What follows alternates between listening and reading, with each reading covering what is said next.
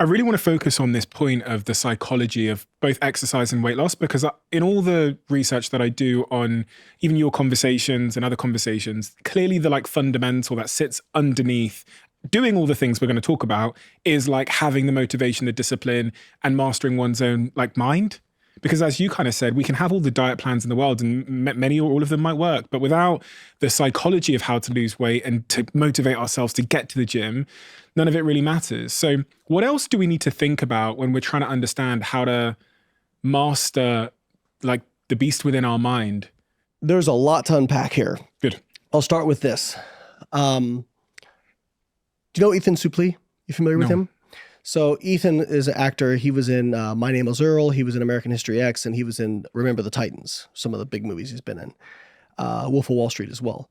And he was over 500 pounds. Like everybody knows him as the really big guy in those movies and those shows. Now he's like 220 pounds and looks like he would play a military operator in a show, right? And he said something that really stuck with me. He said, if the house is on fire, just get out of the house. We can worry about why the fire started later, but just get out. And there's so much like paralysis by analysis out there that people don't end up actually starting. And if I put two plates in front of you, with different food, yeah, we can quibble, but for the most part, if I'm sitting something out with the cheeseburger, fries, and all this okay, versus lean meats, vegetables, we know which one is more conducive to health, right? People will argue about these little things, low carb, low fat, those sorts of things. Just get out of the house. Stop eating so much of this very energy dense, hyper palatable food. Start moving away. And Ethan, I think it was Ethan. He has this thing he says whenever he posts a picture in the gym, he'll say, "I killed my clone today." And I never quite understood it. And then I read a systematic review of successful weight loss maintainers. Now, what that means is weight loss, we know diets can help you lose weight, but they don't tend to work long-term because people, their adherence wanes and they just kind of regain the weight over time. And if we look at like out about 3 years after initial weight loss, it's like, depending on the statistics you use, it's anywhere from 95% of people end up regaining almost all the weight they lost. And this study was about people who had successfully kept it off for a long period of time. So this is the unicorns, right? The 5-10% of people who actually had that long-term success. And there were things on there that you would expect. They practiced some form of cognitive restraint. They did cognitive restraint being counting calories or doing low carb or time restricted eating, or some form of restraint.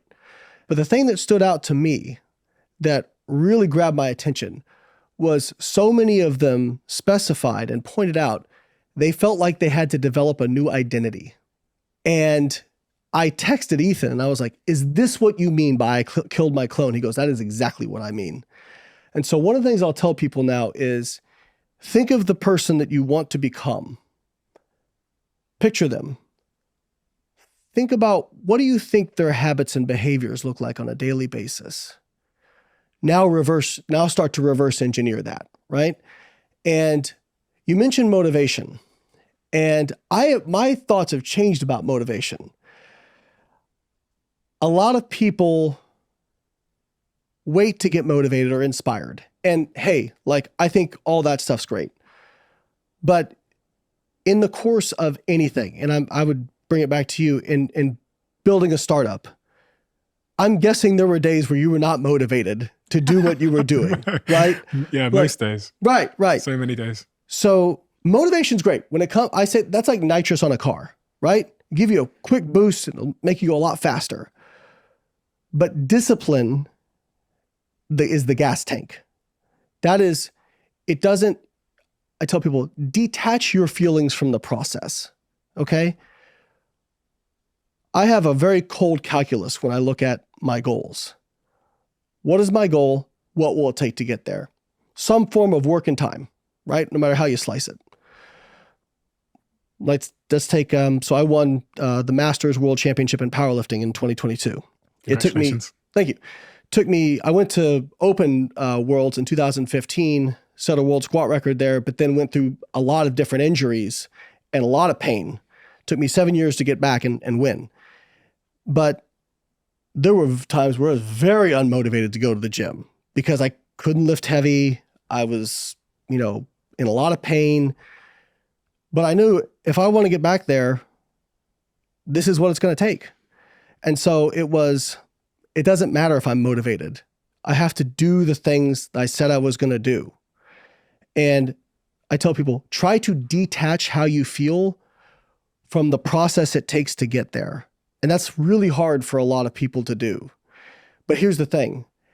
As you do the process, you start to see the results. And then the motivation becomes more sustained, right? The hard part is when you are down in the ditches and you aren't seeing that progress. So when I'm coaching people on this stuff, a lot of it is trying to build their confidence. And so many people, they'll start a New Year's resolution, let's say, because it's beginning of the year. I'm going to go to the gym 5 days a week. I'm like, stop. You haven't been going at all. How about this? You're going to be active at least an hour for 3 days a week. Let's start there. If you go 5 days, fantastic, right? But it's different. If you said you're going to go 5 days, you only go 3, you feel really bad about yourself. You say you're going to go 3 and you go 3, feel really good about yourself.